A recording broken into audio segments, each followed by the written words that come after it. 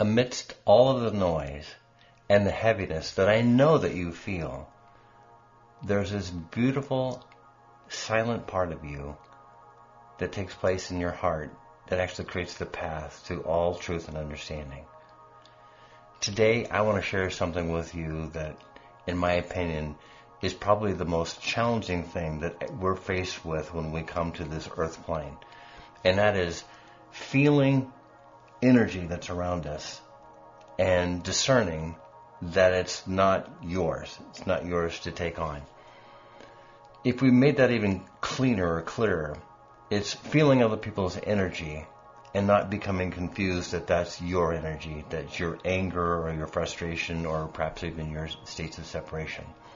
And to that end, I want to share with you a wonderful tool that takes less than a minute to literally help you transform that feeling of being challenged or taking on energy that's not yours. So let's go back a half a step. When we come into this earth plane, when we start in the embryonic space, especially when we come out and we enter into the world, we're taking on energy. We have from the moment of conception, but we especially do that when we come into this world. We're feeling everything around us. So the idea that we want to push away or pretend that this isn't a natural part of who you are is, in one sense, crazy. So honoring that you are a sentient being is really a beautiful thing. However, especially if you are a highly sensitive person, you will have feelings that go beyond, we'll call it the normal person, divergently so, that you'll have access that takes you into whole other states of being connected and also states of being separated. So it can be really challenging to have that kind of gift set and to be in an environment where you feel that it's not safe. And yet we want to address that, because if you choose to really master that and become accomplished in realizing that you don't have to be trying to control the environment, then you are put in this wonderful place of being empowered. And then the environment doesn't take you down some kind of path. It's not controlling you as much as you create an opportunity, a place of illumination for you to really create something entirely different. Let's talk about the challenge that it feels like to be feeling someone else's energy. That could be your brother's, that could be your mom's, numerous circumstances that could be described as overwhelming, to the point that we can nestle in and be even comfortable with words such as depression and or feeling really, really separate, to the point that we don't really feel like we belong or that we want to further connect.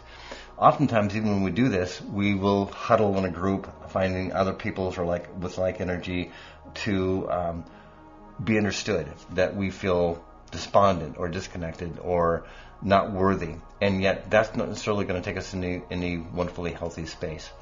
So the real secret is to not try and fight any feeling that you have, but rather honor the fact that when you are feeling energies that feel less than comfortable, that do not have to be polarized in terms of good or bad, but they typically are, that we can slow that down to appreciate that there's something that we're learning or showing ourselves with those reflections. And instead of trying to fight our opportunity to feel, we want to actually go into it. So there's a secret in doing that. And the real secret ultimately is to feel the energy around you, especially the highly sensitive, but to not hold it. And I say hold it, I'm speaking of course, the body. If you were to jump onto a scale, most people, I'd say some people, have a pretty good idea of how much they weigh. But most people don't have a clue to what degree that they're carrying weight, and that could be described as emotional weight, that isn't theirs. It's common, for example, for someone to feel in coming into their incarnation, perhaps the guilt or the shame or the challenges, the energy of the people that they're coming into. That would be mom and dad. And yet that that energy isn't theirs, and yet they may carry it in their body. This is why questions come up when we go to medical professionals. They ask you about things that run in the family. That makes sense from a DNA perspective, but even from an emotional perspective, oftentimes these things are passed down generationally without even necessarily knowing this taking place. Yet in this space, we want to be hyper aware. So let me get to this tool, this space of sharing with you this 60-second shift that will take you into a completely different place. To be honest, this exercise was given to me.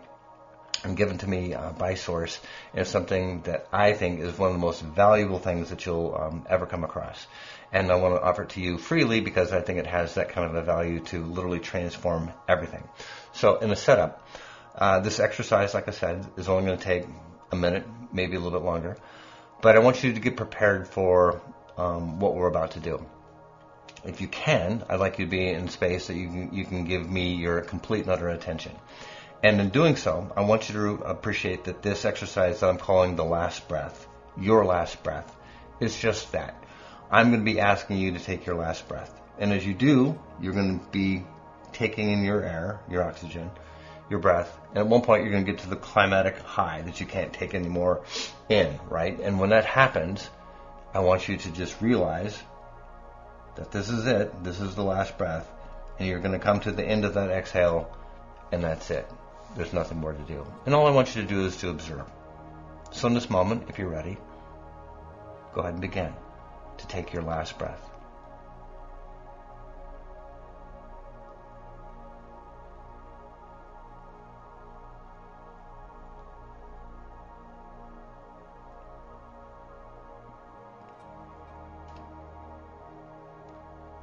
If you're aware that you're getting to the climatic top, not being able to hold anything more in, you're coming now to the downside of beginning to slowly let that out. Create awareness to anything that's you're processing.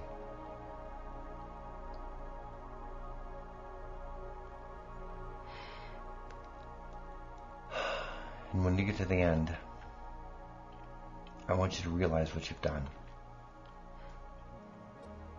By putting your energy, your focused energy, on realizing that this is it.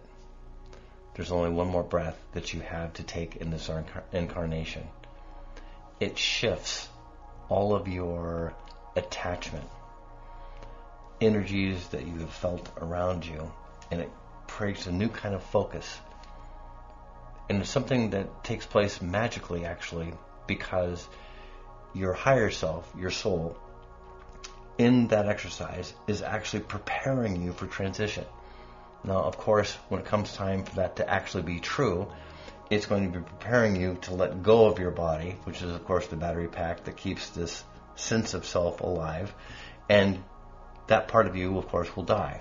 The real part, of course, the essence of who you are, the soul, the higher self, doesn't die at all. It literally ascends into this other state of your being. So this is the part that takes place automatically with this exercise. And what it does is it brings all of this chaos, all of this noise, all of this energy, all of this confusion and feeling overwhelmed, and it brings us back into a state of oneness. This is something I'm going to be talking about in the future very quickly, because as we realize that we move into a state of oneness, it changes the way that we create and co-create. So instead of me coming into a room and trying to separate myself from a person or a group of people or maybe the whole group, it changes how I go forward. I become literally at one. And in a state of oneness, it enables you, that's a very key word, to go forward in a completely different way. In essence, an empowered way. And I have to step back to have you understand that this takes place within you in the same way that biologically there are parts of you that have an ability to take care of yourself when fear arises on the horizon. In your ancestry, of course, running away from wild animals was common as a means to trying to escape. And that would be described as a real fear that gets materialized physically in terms of adrenaline, and et cetera, to be able to create the actions to get away. Today, we are often triggered, especially in emotional categories, but not necessarily physically like we have been in our ancestry, beyond beliefs or these things that got handed down to us energetically. This is what we're letting go, so that we can let go of that process, which is physical, biological.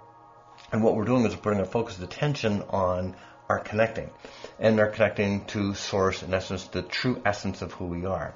And as we do this, it brings us into this state of tranquility.